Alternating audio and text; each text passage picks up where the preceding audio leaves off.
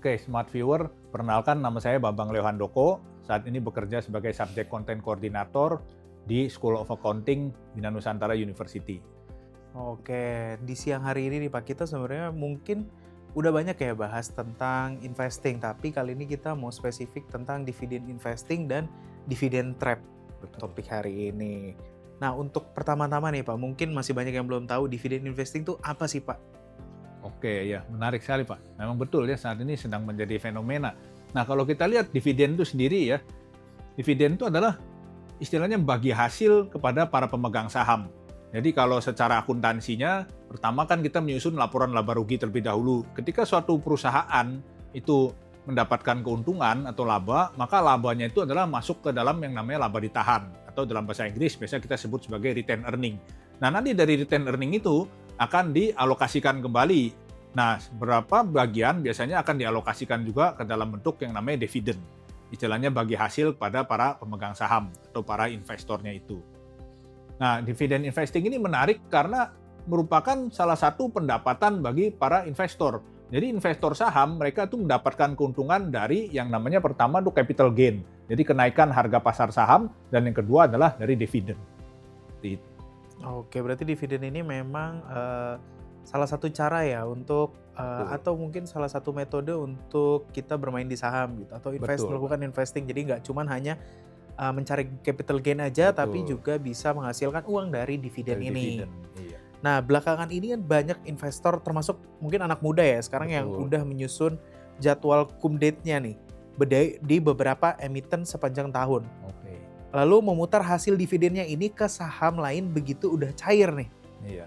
Nah, Bapak sendiri melihat tren ini berkembang seperti apa? Apakah cuman murni fenomena baru atau ini tuh sebenarnya udah lama atau pola yang lama yang kini mungkin lebih terlihat aja karena adanya kemudahan akses trading online di zaman sekarang? Oke, nah ini juga menarik. Jadi fenomena ini ya boleh dikatakan istilahnya rotasi dividen ini sebenarnya sudah lama. Jadi saya sendiri sudah pernah membuat penelitian tentang ini dan juga sudah saya publikasikan juga ya. Itu pada 5 tahun yang lalu gitu. Sudah pernah saya publikasikan. Nah, jadi memang beberapa orang mengatur jadwal dividen karena mereka sudah lihat informasi atau dari tahun-tahun sebelumnya biasanya kita sudah tahu, oh kalau PT ini biasanya dia bagi dividennya bulan Maret, PT ini biasanya bulan April, dia biasanya bulan Mei, ada yang 1 tahun 2 kali. Nah, maka portonya kita bagi nih. Pada bulan ini saya akan pegang PT ini. Nanti setelah dia ex-date, kita jual, kita beli lagi PT yang akan bagi dividen di bulan depannya. Kemudian bulan depannya lagi seperti itu. Nah, fenomena ini sebenarnya sudah ada dari dulu juga. Ya mungkin sekarang makin marak karena makin banyaknya juga akses informasi ya, selain online dan juga banyak juga dari influencer yang istilahnya mempopulerkan cara investasi seperti ini. Oke, berarti memang ternyata cara ini tuh sudah lama ya. Sudah lama. Tapi memang adanya sosial media dan kemudahan trading Betul. sekarang tuh jadi up lagi, jadi keluar lagi. Betul. Nah, tadi balik ke coba kita mundur lagi sedikit. Bapak tadi memberitahukan kalau Bapak telah melakukan penelitian tentang dividen ini. Nah, Iya.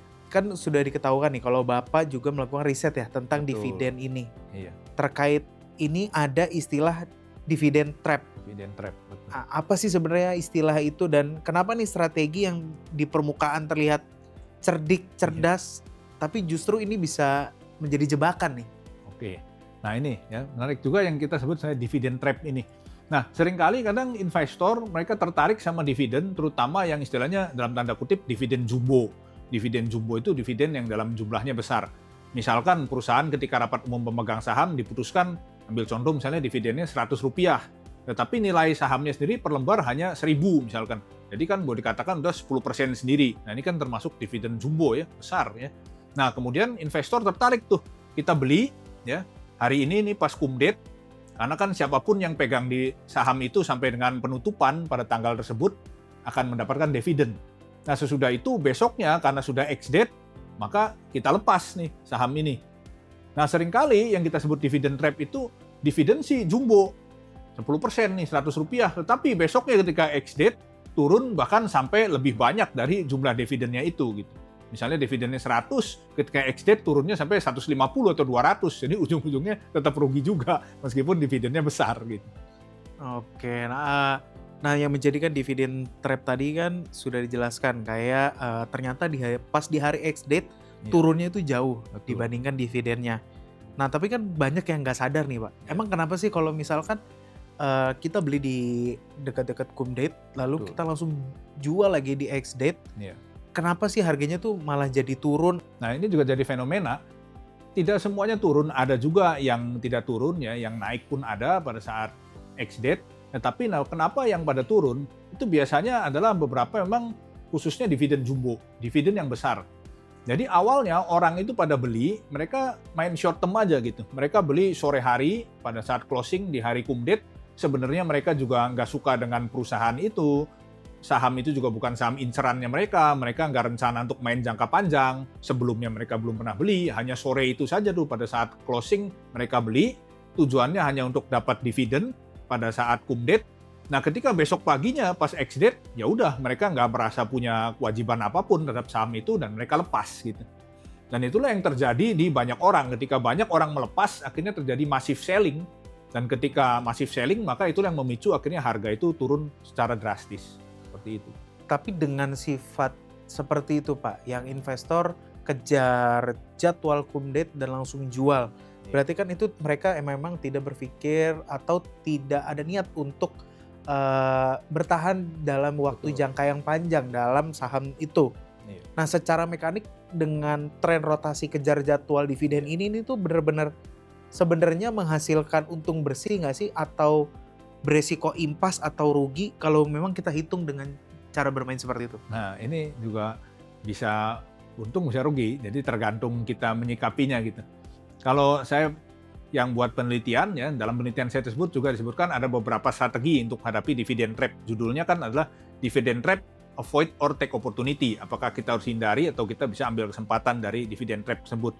Kalau misalkan ada beberapa strategi, misalnya strategi istilahnya kita beli dulu deh, paling nggak satu lot. Kalau kita udah beli satu lot kan diundang ke RUPS. Kalau kita diundang ke RUPS, apakah kita datang secara fisik ataupun online, kita akan tahu beritanya.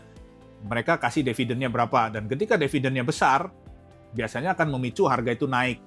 Nah, maka kita beli dulu. Jadi kita beli, kemudian naik. Nah, kalau kita nggak mau resiko, ya capital gain-nya saja yang kita ambil. Nggak usah nunggu sampai cum date. Gitu. Sebelum cum date, kita jual. Jadi kita ambil hanya capital gain-nya saja. Atau kalau kita mau ambil dividennya, maka pagi hari sebelum bursa itu buka, kita bikin order sell terlebih dahulu. Jadi istilahnya pre-order. Kita bikin pre-order sell, kita jual harga berapa. Misalkan ambil contoh, dividennya adalah Rp100.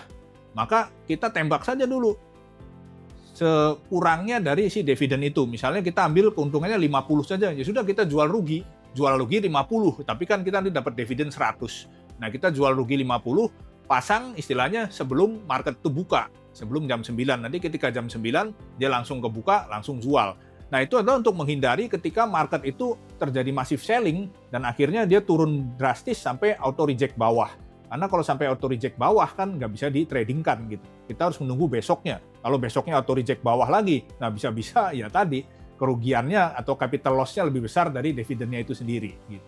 Oke, berarti memang harus ada strategi tertentu. Betul. Juga ya, kayak tadi Bapak udah mention kalau misalkan mau beli kita bisa pre-order dulu, istilahnya kurang lebih seperti itu sebelum dijual secara masif. Betul, Pak. Ada jam-jam tertentunya juga, dan memang Betul. bisa jadi justru capital gain-nya semakin turun, dan itu yang mungkin salah satu penyebab Pak. jadi rugi gitu ya kalau cara pola mengejar dividennya seperti Betul. itu. Jadi kalau di market kan jam 8 lebih 45, jadi 15 menit sebelum market itu buka, sudah ada harga pre-opening. Di situ kita udah ketahuan nih, turunnya berapa. Jadi langsung saja sesuaikan, langsung tembak, jual harga segitu, ya memang kita rugi, tapi ruginya nggak sebanyak dividen. Jadi selisih antara rugi dengan dividennya kita masih untung gitu. Oke, berarti memang tetap harus penuh perhitungan ya, Pak? Betul, Pak. Nah, bahas tadi dividen trap. Nah, ada nggak sih ciri-ciri saham apa nih yang berpotensi justru jadi dividen trap? Ada yield tinggi tapi berbahaya. Terus termasuk bagaimana nih investor awam nih bisa ngecek apakah dividen sebuah emiten ini benar-benar didadai dari laba real bukan dari utang. Caranya gimana tuh, Pak? Oke, nah ini menarik, Pak. Kalau kita mau tahu bahwa dividen itu memang didanai dari laba dan bukan dari utang, itu bisa kita lihat di laporan keuangannya. Jadi semua perusahaan emiten yang listing di Bursa Efek, laporan keuangannya itulah secara terbuka, semua orang bisa download di situsnya IDX maupun di situs webnya dari perusahaan tersebut. Karena memang dalam accounting ada istilahnya keterbukaan informasi bagi perusahaan publik, sehingga semua masyarakat bisa download gratis istilahnya tanpa register terlebih dahulu. Nah, di situ bisa kita lihat laporan keuangannya, bahwa laporan keuangannya laba atau tidak gitu. Kemudian labanya berapa dan apakah dividennya lebih besar dari laba atau tidak gitu. Kalau memang ternyata dia menghasilkan laba, maka bisa kita tahu bahwa dia memang bagi dividen ya berdasarkan dari laba tersebut. Tapi kalau ternyata dia rugi ya itu tadi ya, dividennya dari mana nih asalnya, ternyata bukan dari laba. Jadi kita trace kembali gitu Pak, dari laporan keuangannya yang memang karena keterbukaan informasi sebenarnya tersedia, bisa di-download. Oke, berarti memang Smart Viewers ini juga harus ngecek juga ya laporan Betul. keuangan yang tadi, bisa dari IDX atau situs perusahaan yang Perusahaannya. di investing. Betul Pak. Aku mau nanya nih Pak, ini mungkin pertanyaan tambahan. Ya. Kira-kira untuk para pemuda nih atau Smart Viewers yang mungkin udah bekerja, masih Betul. baru bekerja, Iya. dia mau mulai nih dividen investing, yang dilakuin tuh apa? Dari knowledge-nya dulu kah, atau mungkin pengaturan uangnya dulu, persenan berapa persen buat nabung, berapa Iya. persen buat kebutuhan. Mungkin dari Bapak sendiri ada tips and tricks atau mungkin saran. Oke, buat smart viewer ya, Gen Z yang mau investasi di saham dan investasi di dividen, tentu pertama-tama ya yang namanya investasi, kita mesti dari uang yang istilahnya bukan yang terpakai urgent gitu. Dan nanti uang kuliah buat main saham gitu. Nanti buat bayar kuliah bingung kan. Tapi yang uang yang ada istilahnya uang lebih, uang tabungan itu ya silakan. Nah, teman-teman perlu perhatikan juga fundamental dari perusahaan ini gitu. Ketika kita mau investasi di saham, kita perlu tahu istilahnya jangan beli kucing dalam karung. Ini perusahaannya apa, bergerak di bidang apa, kinerjanya selama ini bagaimana. Nah, teman-teman tentu kan zaman sekarang informasi kan banyak tersedia ya. Teman-teman bisa browsing, bisa cari di search engine ya informasi tentang perusahaan tersebut, bisa lihat kinerja keuangannya selama ini bagaimana, atau who is man behind the skin. Jadi siapa sih yang mengendalikan dari perusahaan tersebut? Apakah orang tersebut track record-nya baik atau tidak? Nah, kalau sudah begitu, kita sudah tahu nih perusahaan yang mau kita pilih sahamnya. Nah, teman-teman bisa mulai investasi lebih lanjut. Misalkan kalau mau coba di dividen, ya silahkan gitu. Bisa membeli dividen pada saat cum date ya, maupun jual kembali pada saat ex date, ya itu sih silahkan. Karena itu juga kan salah satu cara yang diperbolehkan juga gitu. Silahkan aja bagi investor, tapi tentu ada strateginya. Nggak sembarang saja, karena tadi dividend trap kan avoid atau take opportunity.